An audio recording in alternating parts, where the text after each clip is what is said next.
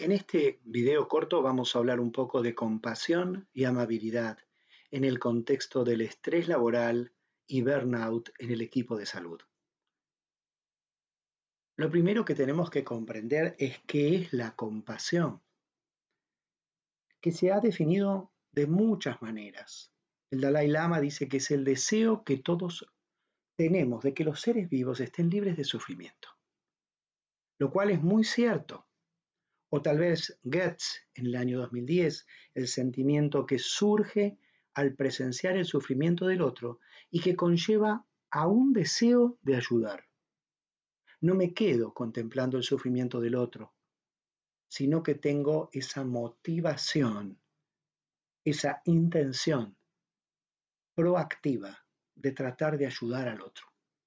Por eso Paul Gilbert, en el año 2015 dice: es una profunda conciencia del sufrimiento de uno mismo y de los otros, lo amplía, junto con el deseo de ayudar a evitarlo, de ayudar a limitarlo, de que cese.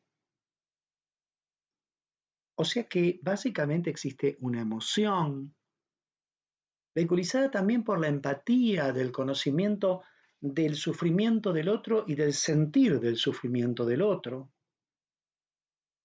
que lleva una motivación, que produce una intención y eso lleva a una conducta activa, variada, pero que tiene la tendencia o el enfoque de ayudar a que el otro alivie su sufrimiento. De una manera u otra, la compasión es la capacidad de abrirse al sufrimiento como seres humanos y aspirar un poco a su curación. La compasión no es lástima o pena, no es sentir lástima o pena, no es tener indulgencia, no es buscar excusas, no es debilidad, no es egoísmo, tampoco es misericordia, tampoco es autoestima y hay algo muy importante, no es pasiva. La compasión es horizontal, de igual a igual y está enfocada hacia la universalidad del dolor y es motivante, tiene una intención, es proactiva. La compasión, que está basada principalmente en el sistema emocional de calma y cuidado, reinado un poco por las endorfinas, la oxitocina y la activación del núcleo vagal ventral, tiene varias instancias. Primero, un componente cognitivo que es te comprendo lo que está pasando, comprendo tu sufrimiento. Un componente afectivo que es siento por ti, siento lo que te está ocurriendo. Y un componente motivacional que es quiero ayudarte. Quiero ayudarte a que ese sufrimiento cese. Esto se da tanto en el ámbito del sufrimiento ajeno o del sufrimiento propio. Justamente, uno de los puntos claves de la compasión es la generación de la intención compasiva, el buscar, el sentir, querer ser compasivo, querer ser amable, comprensivo.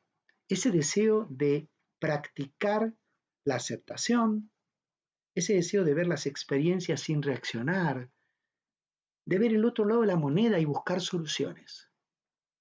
Eso es parte de los componentes de una mente compasiva. A la vez también la compasión tiene dos aspectos muy interesantes y complementarios. Por un lado, un aspecto que suele llamárselo yin, en donde la compasión es más receptiva, más sensitiva, más contemplativa. Y por otro lado, un aspecto más yang, más movilizador, en donde la compasión es mucho más protectora. Si yo me quedo con un estado compasivo, permitiendo que todo me ocurra, incluso lo que me hace daño, esa es una compasión permisiva. o como dice Pema Chodron, la compasión idiota. Pero si yo puedo equilibrar ambos aspectos de mi compasión, la compasión más receptiva y sensitiva con la compasión más protectora, ahí voy a obtener una compasión mucho más equilibrada. A la vez, la compasión no solo se trata de brindarnos autoamabilidad y autocompasión, sino que cuando está enfocada hacia el entorno que nos rodea y la conexión con los otros, existen dos vías muy importantes. Por un lado, la capacidad de recibir compasión de cada persona. Y por otro lado, la capacidad de brindar compasión de cada persona. Hay personas que están más propensas a brindar compasión y por ahí no a recibirla, o al revés. Y sí existe en nuestro continente occidental una mayor tendencia a una baja autocompasión, a no ser tan compasivos con nosotros mismos, ser más compasivos con los demás, con un amigo, con un vecino, con un paciente, que con nosotros mismos.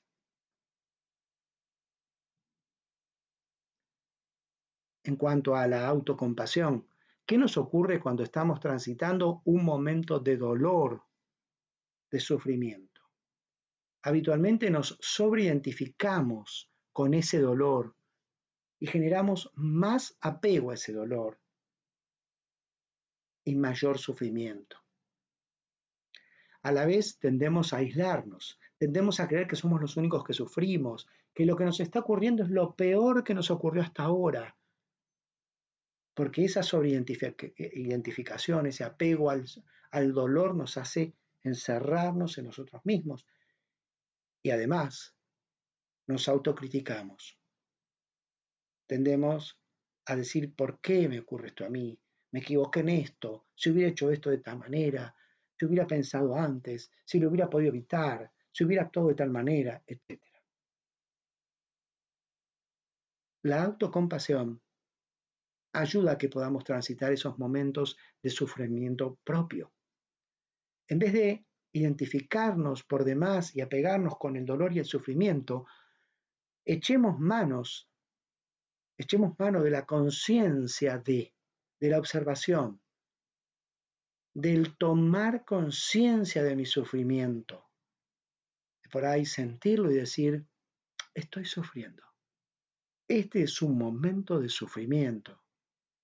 Este es un momento de dolor, sin apegarme. A la vez, nos ayuda a tratar de no aislarnos, entendiendo que el sufrimiento es parte de la vida. El dolor en la vida es inevitable y el sufrimiento, si bien es evitable, va a depender de mí, pero es parte de la vida. Y entender que no estamos solos, que no somos los únicos seres que sufren, sino que hay muchos otros seres como nosotros que también están sufriendo de la misma manera. Y que esos lazos que nos unen como humanos se llaman humanidad compartida. Y en vez de ser autocrítico, tratar de brindarnos un poco de amabilidad, tratar de ser compasivos con nosotros mismos. Y de esa manera poder transitar la etapa de sufrimiento, esa etapa incómoda, con la mayor comodidad y cuidado hacia nosotros mismos posible.